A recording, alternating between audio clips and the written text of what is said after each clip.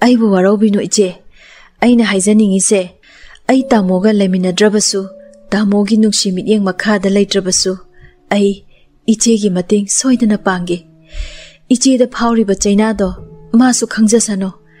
Ai ichegi makada yecharoi. Aibu hek pokminaba nanawmakni khanbiyo.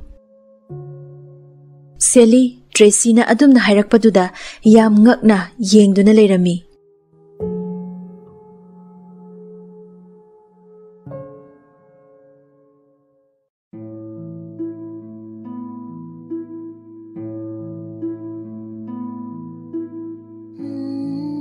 Tracy na makha tarami. Ichema na ingonda jingna birangani haiba ai khange. Adubu wari asengbado ai lizage. Ai arapa khungangdagini. Ai na pungkak chawrakpada ima baba animak punna laibak thiba accident amada laikhidre. Aibu aigi imaga pokminaba manawnupa aigina hek mama thokpa amana yokpirakpani. Mamagi nupi aigi inedudi yamna phaye. Aibu yamna luna tawbi. Adubu ikuidana mamado nupi atombi ama pusilaki. Inedo asuki matik kapki. Nupi do asuki matik tawbangami. Mamaga nupi dugana inedo yam otuna laki. Inedo adum kaptuna leli. Inedo akhang kanbidi oiraki. Aisu khange nupina khwaidagi nungaijadabase mapuroiba yenabani. Aisu ichena khanglamgadaba awabado ichena ngarang haiba wahi singdudagi khange. Sally nangi warido makata tharako. Tamoga nanga matau karamna thengnarakibano hayo. Inedo mamang thada yum madudai tanthokpiki. Yumduda amuk hanna khungul taraklanu hairami. Inedo numittudagi yumda amuk hanna halakhidre. Inena mapamda chatkraba matungda yumduda laihaurise aiga mamagi nupi atombi adu khaktani. Aibu makhoina nupa amada yonthoknaba hotnarakhibani. Ngarang yum madudagi chethorakpada sarga thengnaduna aibu kanbikhibani iche. Nupa dusu aigi mamasu pulap pulisna phajinkre haujikti. Pumnamak sargi thaujalne. Aduna imung sigi mateng aisu pangninge. Ichema nanauda thajaba thambiyo. Haiduna Sally gi makhutta paiduna haizarami.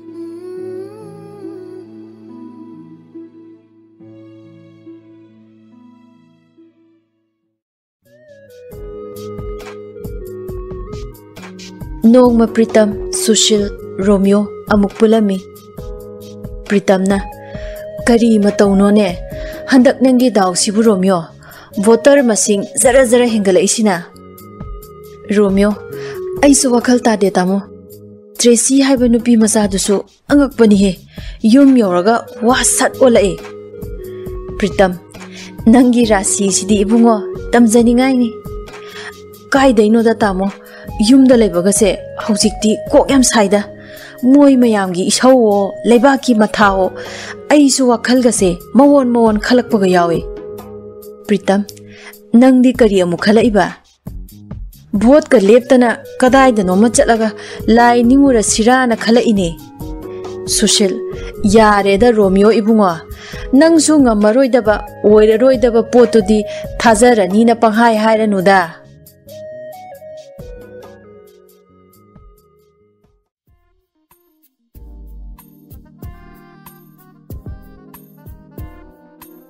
Nongma Kelin mingsel mamangda keduna leirami. Kelin na ine horendi ai khara thengakpa yaeba ado da halaga ine na khara fanaba khombiramuko. Maipakpi kari lamda none nangna chatorisibo kaidauba chatoribanoba. Birthday party ama yawba chatluge imanaba amagi aina ngarang tamoda budi haipet hawdokhrabane. Hoi fare aina phanaba khomage. Kelin gi phone call ama laklami. Kelin hello la ehe ai tholak tore noi laknarabo. Nang kai da leirage haise Ha, thongkanda. Adudi chang'o kaino. Chang'o he, kaisum tawroi. Aina chang'o haibani hayo. Tamo laite, meeting chaki. Hoi, lao. Phone thambaga masu sat sat loisalaga. Ine, ai chalukige ko. Hairaga, hatu tholakpada Tracy ga thengaina rami. Kelin, haifet tuge tawrami. Daw yadu mande asengba. Kelin, machinda soli. Tracy, fring chongduna. As, kaino tawrisibo. Aibu iru amulo thoktradi yararoi tawrise. Daw yadaba miga thengnarubasidi. Kelin chatke tawrambadu khanglep leptuna. Kari haiba haujikida. Aiga thengnarubagi iruja thoktradi yaroi kaidi kaino ha. Nabi ma ega thengnarido naraibak pharabane. Tanzaduda nupa ama changlaktuna Kelinda. Itaima loirabo. Kelin, oh, loire, chalasi. Nupa duna. Kaigino aduk yam kuidido. Adam mayam ngaina lehorabane. Kelin, yada tawrini he. Chalasi. Tracy da amo. Hairamaga thoklaklami. Tracy Sally gi kada tumina changlaktuna tamlami. Tracy na amado taptai keraga kadai duno machakre nupa amasula ame. Sally kadai ta chakri no haise. Khangde chema. Ibe chasu kada changlaklami. Ibe chana aina chakhumda leiringaida ine mai pakpiga wari sana batabada birthday party ama chapani hai horen thenga kani kaina hairambani. Sally mafamdi khangbra.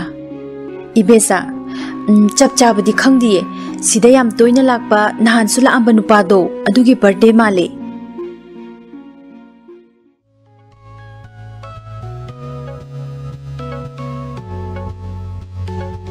Somdana birthday party mafamda makhoi yu ngauduna leirami. Nupaduna yu ngauraga itaima aigi thabakto soyanba yadeko. Kelin yu khara ngauri nataima na tawbuda bu soi haibrami aina haikradi loire. Party dugi background na isai thari nupaduna mayam da hairami. Mayam pumnama itaima se achamba nate ko mayam nasu hena khangbirangani hojik tourism minister oiriba Romeo gi loinabine mabuk mapawsu yamna phavane. Ngaihak leiraga makhoi singdu yu ngauraga nikhaiba horaklami. Kharana jagoi sana video namduna leirami. Jagoi saba yauriba kharana video lauriba nupaduda oren video do engonda tharauko.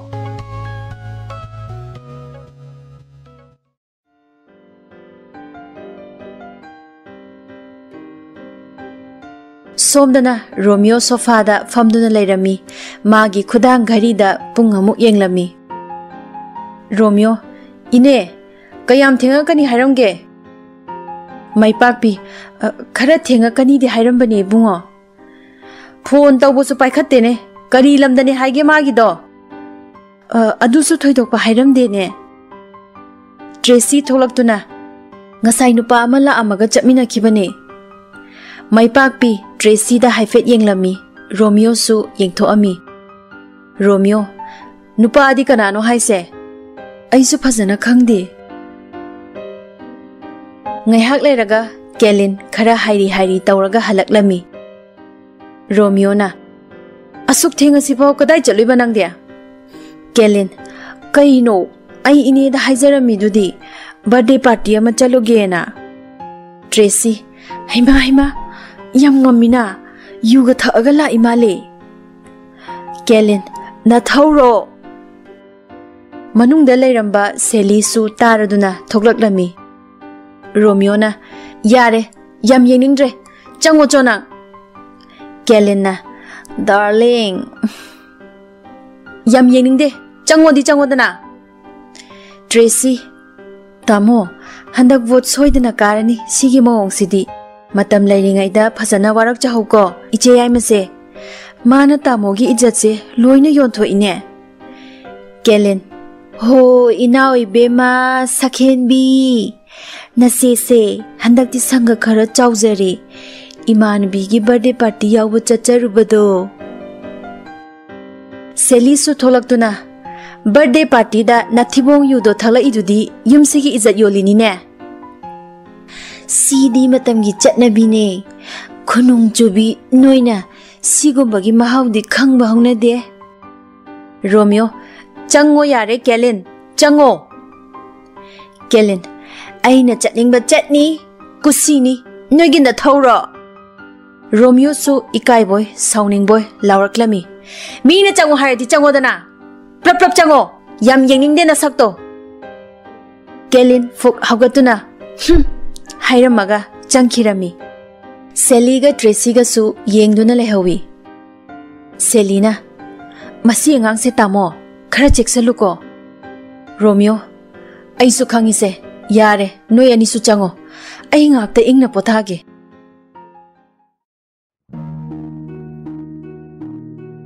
Somdana maipak pina amuk Kelinda tamlami Ngarangda lakpasina nangi maramda sit nana tamlairami nupaga party chatkina Kelin mawa laude ine chakcha tawrine moy a khunggangdadi party kaidwa kaino su khangla moy chakngan jaraga nganna tumaga leiba makhoidadi maipakpi nangbu thakti thalakanu yadro Sidi chatnabine ine tawda yadabane haujikti si ngaktane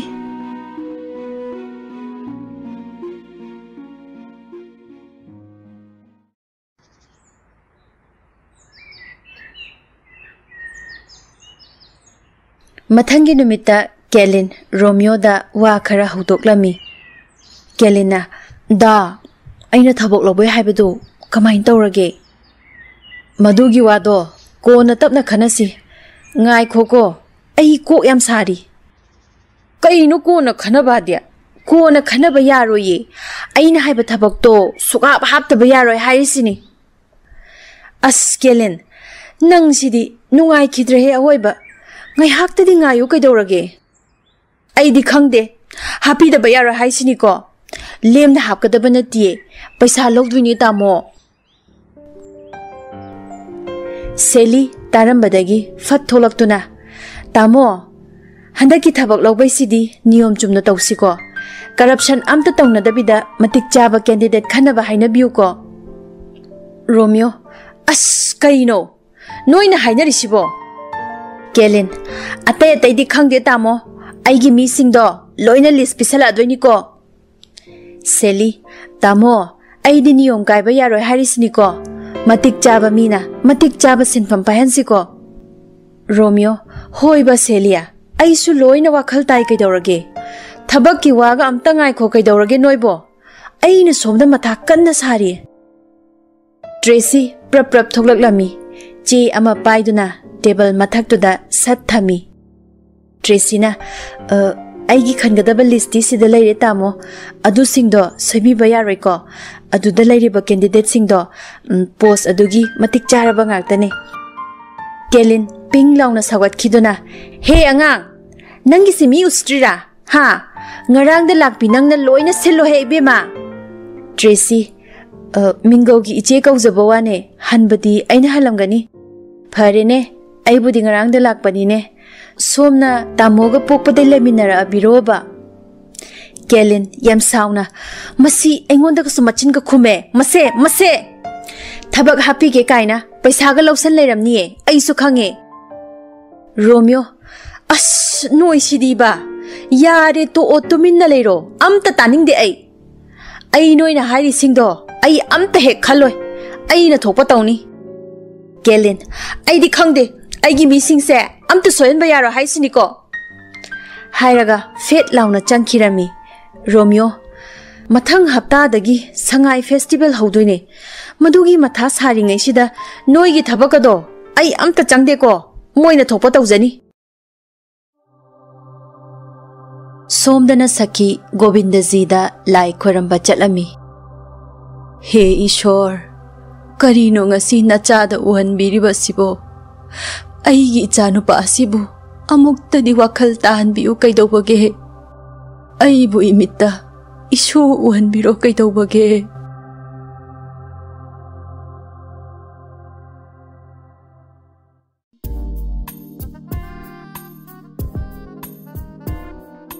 Numidang amada makoy achaw asang khara pulami. Pritam, hantak ki festival sidi mamangdagi hena top pa ama oini na hainari ko. Festival se khara kuina tawradi Imphal sahar se pungnang langdoi male. Phajaba haure. Hek loibaga hanagi phibam da hanjalakpado uni khanbada talli. Sushil, hauba numittu ama ban lairaba. Prime Minister lakpagi. Touristi kyam lakpa haurage. Romeo, Thailand lomgi di lae tamo. Polo players singsu loina thonga dudi kaino. Tamo pawga amta tabiram drisina kamain tawrino. Police officer, handakti bonga pokhaira di kumai tani hai. Romeo, adu hainu. Security yam tight ohen gadabani ko. Adu ga tawradi opposition party na tawraktoi do ure. Chophan baya deko. Sushil, nungdangi mai gadi yam phajare. Ado mela mafamdugi uphundudi. Romeo, adudi aisu upai leitre tamo. Nupa amana. Aini yam haizaningi di tamo. Festival ase Manipuri endangered oiriba sangaidana maru oina base tawbire. Hoi, ado aina khanjabada masi festival sigi maming khaktamak lawbugum tawba aduga mangki gadrana mipainariba sa amasung uchek sibuna karisu thoina yengsindabagum tawba. Kumai harau mela sigi saita atopa kanagadaba thauram kaya amasu hapaninge. Mamangi festival dasu festival gi langi ngaiduda somda nakan amadana sangai hatuna lairamli duni. Aduna takpadi festival gi maming phazanaba maming dudi lauba aduga sangai na karisu yengsinbide haizaninge. Awareness program kaya amasu hapaninge tamo. Pritam, nangi wakhaldo nayambasu yaningine. Yam chumi nang na harido. Nangi wakhalondo phajaine. Adu yaine. Ha, Romeo.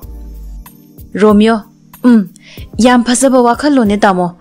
Ado handakidi schedule loina sema loina khrabanina mathangida phajana haptaba yararoi. Sushil, handaki stall gi thika sina kanana pairino. Romeo, mamangda paibaduna dum paire. Pritam, ado handakti Romeo nangdi Rani ahumna tungmang jingbada loibirani. Handaksu numit khaidokna doiro. Mafam khaidokna doiro. Kamaina tawdoino handakti? Natraga pulap puraktoiro. Natte handaki anaubadudi kamdauge. Romeo, khangdeda tamo Pritam. Madi thamoi sina inung nungsiu yade. Aigi nupi oina khanba sungam ngamde. Pritam, ngai kho Romeo atai lairi. Hauzik fauba nangna nachaga amatta leitrisina sina kai wakhalno. Natte ibungo nangbu doctor daga amta yengrabo. Romeo, tamo, aigi thabak mata asida doctor yengbaga sangdeda tamo. Selina di mapan lamda chatlu sena haifeti haudorakli. Aduda tamo lori di hek chatlubada kelinna amuk khamban chawraktoiba. Amuk paidana khotana tawlai doriba. Sushil, makhoi animak pubibadi. Romeo, adusu atombiduna amuk. Adusu hinjanba ngamoidaba nupi oirame. Adubu ai magadi mari amattadi thamdri ngasi phawba. Pritam, adudi nangna khwaidai nungsiriba nupi se Seli tarene ko. Romeo, khangde Seli su nungsi. Ado kelinna amuk kerakpadudadi mana amuk henge tawe. Kesannaba khosanabadi Selina amu haite. Police officer, nungairiye wari sisu. Pritam, sini ne nupi lonba haise. Aikhoisu manage tawba khara haita banine. Ado nangna phana nungsidrasu phana sauningasu nupi dadi khut tharu nuko. Khut pu tharaba aikhoina dum lanba tarani.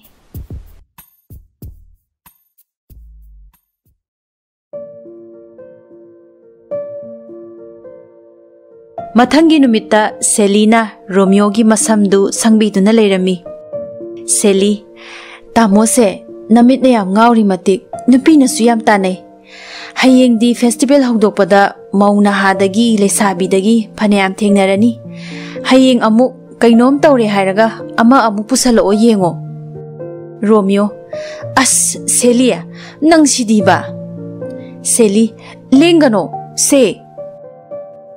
Romeo, kaino nang nasangi machu sidi angobani na. Celi, nasamse angoba machu sangbani kaino, pok hauba manaba, adudi ahan maledana. Ahan maladi maunaha leisabi machana hanna pau yengdredana. Lengano ba, kharaga sangkige. Selina mapuroibagi masamdu sangbirami. Romeo mathanta mingsel yengjerami. Romeo, kaino nangna tawrisidia? Sidi loina ngawre. Pok hauba male. Seli, malhalline. Hayengdi adumaina chatkadabane. Ibe chasu Seligi kada changlami. Romeo ubada khangnok noklami. Ibe cha, kaino iche tamo da tawirisidia? Seli, phazadro asina hena, nupina mamit mana choiraktanabane. Asi oiradi nupina yamna inarakpado, inarakidra. Ibecha, ado haujikti guts laiba ahalna hena pamnarabani ko. Asidi maunaha leisabinaha kenarambadagi mauyai miyai chalabi mau leisabi aribi oina chenjarakchani. Romeo, as ibecha, nangsu nachida I piramira. Aina hanuba oibasineba nangni yam pamise natra. Phai, nangna hanubagi nupi maina haizani. Seli, ho hainingma makai haizasano. Namit ngaurido, si oiradi leisabi taungambi mau aphawbina kaisu yenga aroi. Hayeng chatlamdaida aina makeup tawbidoine. Wrinkle thopa malandoine. Hainariba ngangnariba pumnamak maipakpina loina taduna lairami. Maipakpina kelinda sit nana tamlami. Maipakpi, hayeng kumay hagdokpan numitsidi nang pubidoi mandebu. Ibema, nang na somda wangkay pi ahan baga langdana tawrido. Ibungogi masamgado nupi asina sangbi haure. Kelin, mamangda atopa nupaga chatsani ko. Migi mamangda phazade na tawbani. Hayengdi kanana ngamge yengna bataredana. Makhoina ngangnaribadu Tracyna lumduna tarami. Nangdadi aina sukchat chatlalaroi. Ai hauzik kari tawsige. Haiduna mathanta khanduna lairami.